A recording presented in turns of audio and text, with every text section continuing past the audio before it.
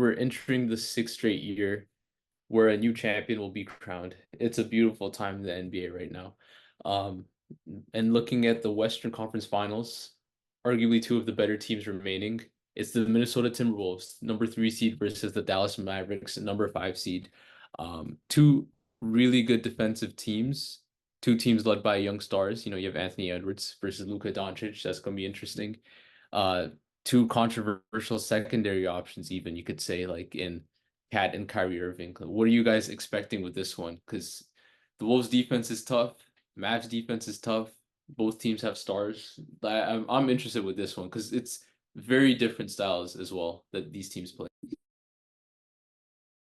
Yeah, obviously on the math side, you get the very heliocentric approach, basically. Like one of the styles you probably would have guessed would have won James Harden a title back in the day. And on the other side, you got the uh, re reinvention of the double big man, basically. Like this is probably the first iteration of a double big lineup that's actually going to be good in the playoffs. It's definitely the first instance I can think of because which other teams have double big lineups? Memphis with um, Jaren Jackson Jr. and Steven Adams. You had Jared Allen and Evan Mobley, and I'm pretty sure the Celtics had one as well. Uh, but I but I can't really think again who it was. Al But Horford, Robert Williams. exactly, Al Horford and Robert Williams. That's who I was thinking of. And you now can see it like with the Timberwolves, like they got two very dominant big men on that team, and they can put some incredible size out there. And I said it throughout the Mavs Thunder series. Like the Thunder would have had an advantage against the Mavs if they would have put out Chet and J Will against Derek Lively, whoever would have been the second tallest player there, arguably PJ Washington. I think you've seen that from time to time again. And throughout that series, whenever those two were on the floor, maybe besides like game seven, where they lost that pretty much decisive offensive rebound on free throw, they've been very dominant against Derek Lively or Daniel Gafford or whoever was on the court because they had an extra big body out there. And now you gotta think of this. The Timberwolves will have an advantage again because they have the big size advantage and they have a skilled number four and Cat basically and an incredible rim protector. And every time the Mavs will try to play defense, sorry, pick and roll, Cat will always be involved with Derek Lively, and then Gobert will be able to roam off the whole time. So the Mavs will have a very tough time. Like they have to involve Gobert in the pick and roll, and I'm not really sure how that's going to work. So, in my opinion, the Timberwolves have the obvious advantage this series so far, but I could be mistaken again. Like the Mavericks could easily surprise everyone again. Like who knows who steps up this time? Maybe Maxi Kleber comes back. Maybe Josh Green starting to hit everything from three, even though he already did in like the first games. Maybe Derrick Jones, heck, maybe Derrick Jones Jr. hits even more threes. Who knows? Yep.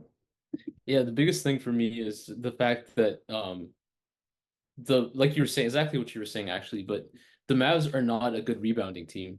And against the Thunder, it doesn't matter. Like, they have skinny Chet Holmgren down there. What's he gonna do? But now you're dealing with Gobert and Cat, and with the number of offensive rebounds the Mavs give up, there could be a case like exactly like game seven where the Wolves just are able to clean glass every time and get second opportunities, whether it's like Nas Reed, Cat, or Gobert.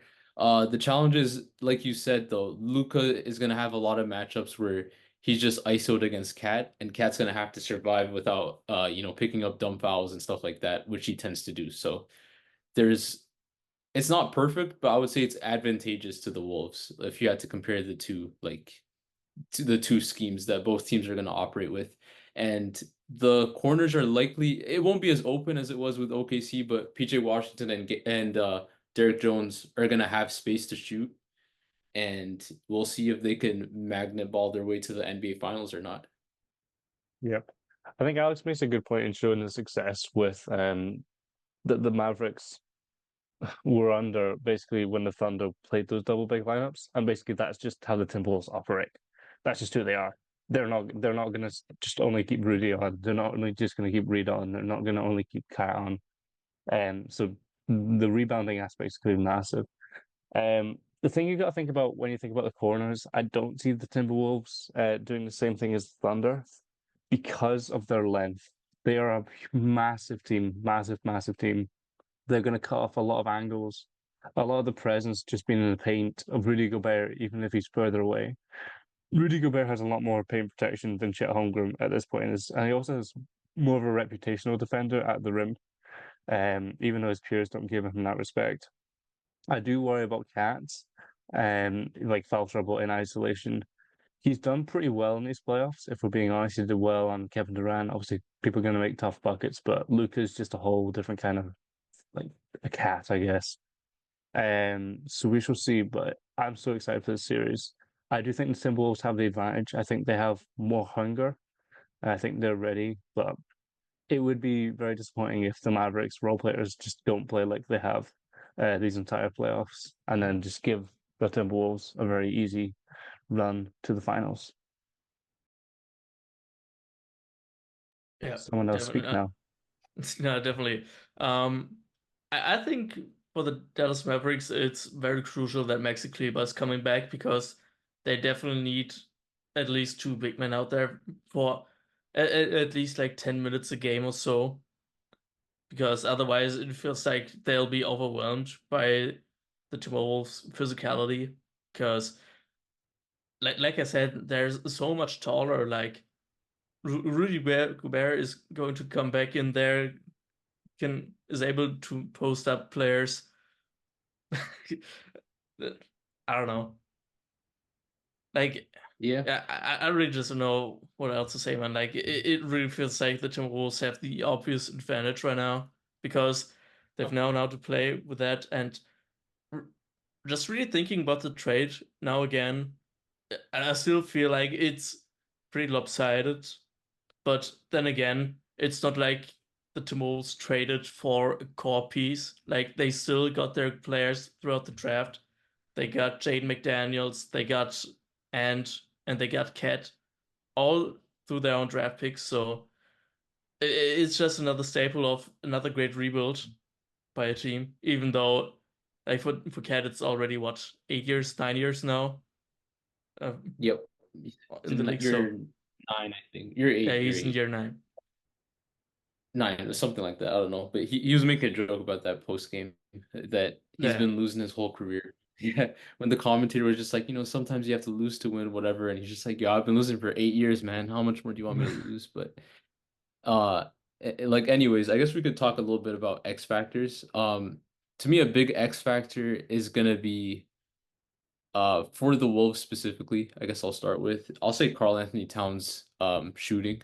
He needs to shoot the ball well, he needs to be efficient, and he needs to like actually be on the court because if he's on the court, second chance opportunities come for the Wolves, spacing for Ant. Because it won't be as easy to, clog up the lane if you're the Mavs defending the Wolves. So yeah, I'd say Cat's the biggest X factor there. And then the Mavs, I'm gonna stick with the magnet balls. So if PJ Washington and Derrick Jones Jr. could, have random 17 points or three straight 20-point games, stuff like that, the Mavs desperately need that. Because I think Luka's gonna have a rough series because he's going from Lou Dort to Jaden McDaniels. Kyrie's going from Jalen Williams to Anthony Edwards guarding him. So these guys are not going to have that much easier of a time compared to the Thunder series where they struggled. So the role Yeah. players have to step up big time again, or else they're Luka, cooked. respectfully, this has not been his best playoff series. Last two postseasons, he was amazing. This team is better. Obviously, he's operating and he's so much of a hub that you have to respect him. But he only took about like 10 shots in the game six of this Thunder series. Um, so it's interesting, like how the role players have been able to step up. But I think my X factor, it's kind of I didn't think Luka was that bothered on the perimeter. But the amount of times that Anthony Edwards is able to kind of strip a guy in the half court and just take it down the basically coast to coast, it's just easy buckets. And what I always find interesting is Ant's such an athlete. I'm like, oh, he's gonna windmill, he's gonna windmill it. But he just does this really safe like tomahawk into the basket, just like Skit. But it's just interesting how but I think basically that kind of ball handling and that sucks your soul if this ever happened to you in basketball. If someone like strips you at like a 3-point line and then just takes it to the end. So thank you very much. I got distracted by that. Alex, what's your X factors? Yeah. I think I basically said it. Like, give Dallas makes a Kleber back. Obviously, Peter Washington has to shoot as well this series as in the other series, and for the Timberwolves, it's definitely going to be Anthony Edwards, in my opinion. Like throughout the playoffs so far, he is the best player, even though he's been shooting abysmal from time to time again. But for me, he's by far the best player remaining. Like, yeah, is a star player remaining that's produced good results in the playoffs. Um, but then again, for the Mavs, you can also argue that Luka has to step up again, and I mean, he did step up in Game 6 and Game 7. Not Game 7, sorry, Game 5 and Game 6 against OKC.